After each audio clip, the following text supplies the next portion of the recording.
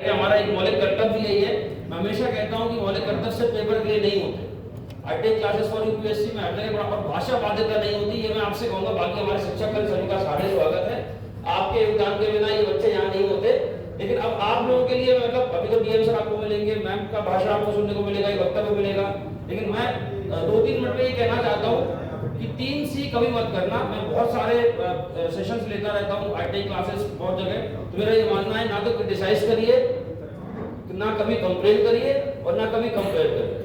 क्योंकि ये 3 चीजें अगर आप नहीं करेंगे, आप अपने आप का विकास, जैसे हमने एनजीओ बोला, पहले सिविल सर्विस का एग्जाम दे रहा तो मैं मेंस पहुंचा, इंटरव्यू पहुंचा, तो हताश भी होंगे। तो हर बार आपको सफलता नहीं मिलेगी, लेकिन जो सफल, बिकॉज विवेकानंद जी ने एक बात बोली थी, मैं कहता हूँ, मैं बहुत बार कहता हूँ कि अगर आपने किसी चीज को शिद्दत से किया है, अगर आप जीत जाओगे, if you are going to win you are going to lead, if you are going to lose you are going to guide. अगर जीत गए तो वहां पर लीड करना, और अगर हार गए कहीं पर, मान लीजिए किसी कारण से किसी परीक्षा में नहीं हुआ, तो परीक्षा कैन नॉट बी लाइफ, परीक्षा can be a part of life. मेरी बात से आप सभी सहमत होंगे। तो आप हताश कभी नहीं होना है। आजकल बच्चे बड़ा बड़ा वर्ड बोलते हैं, एंजाइटी, ये सब कुछ नहीं आने देना है। आप सीखते रहो, मोटिवेटेड रहो, जो भी लर्निंग मिले उससे सीखते जाइए। और रुकावटें आती हैं राहों में, ये कौन नहीं जानता, फिर भी मंजिल पा लेता है जो हार नहीं मानता। एक बार आप अपने लिए जोरदार तालियां बजाइए। आपने बहुत शानदार परफॉर्मेंस दिया है आपने, और ये शुरुआत हुई है, अगर आप सहमत हो इस बात से। जब मैं लास्ट टाइम, मुझे याद है, झांसी से निकेश शांडिल जी का रिजल्ट आया, तो मैं डीएम सर के, कमिश्नर साहब के पास हम लोग गए थे। तो कमिश्नर साहब ने उनसे एक बात बोली थी। उन्होंने कहा कि अब आप सेवक बने, अब आप सेवा में लगेंगे। तो यूपीएससी सर्विस कहता है, तो इसी तरह अब आपका पेपर निकलना है।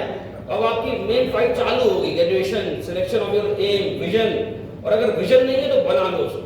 ना तो भाषा बाध्यता होती, मैं मतलब बहुत सारी जगह सब मिले, मैं अभ्युदय में भी पहले कोऑर्डिनेटर रहा, मैंने बहुत सारी जगह में पढ़ाता रहता हूँ। तो पढ़ाना मेरा शौक है, मैंने पीएचडी के, मतलब ये सब समय सिखाता जा रहा है। तो समय से बलवान कुछ नहीं होता, बस wait for the right time.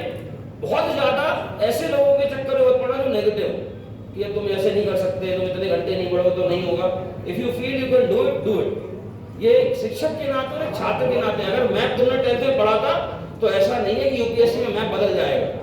जहां कोंकण कोस्ट है वहां कोंकण कोस्ट रहने वाला है, जहां पर कर्करेख है वहां कर्करेख रहने वाला है। तो बेटर है कि तुम उसको पहले से याद करो। तो एसएससी की परीक्षा देने बैठते तो मुझे कहा जाता है कि वोकैब आएगी, एनडीए वोकैब आती है, तो वोकैब ए से जेड तक ही है, यस और नो। मैं थोड़ा वक्त है मेरे बच्चों के लिए, मैं आपको क्या सिखाऊंगा सर मैम, बस आप सहमत होंगे मेरी बातों से। आप लोगों के लिए मेरी बात है। मैं कभी मौका मिलेगा तो मैं आपके विद्यालय में आता रहता हूँ, काउंसलिंग करूंगा कभी। तो मेरा मानना है स्टेप बाय स्टेप प्रोसीजर पे लगे। तुम वोकैब बायो पढ़ोगे तो इंग्लिश में हिंदी